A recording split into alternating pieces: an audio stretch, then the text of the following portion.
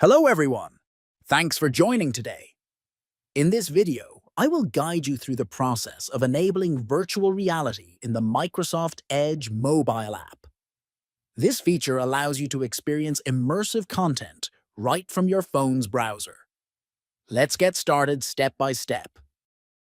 First, open the Microsoft Edge app on your mobile device. Next, look for the three-line menu icon located at the bottom right corner of the screen and tap on it. Then, scroll down and select Settings from the menu options. After that, proceed by tapping on Site Settings.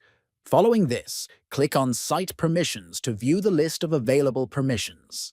Finally, tap on Virtual Reality and toggle the switch to turn it on. That's it. You have successfully enabled virtual reality permissions in Microsoft Edge.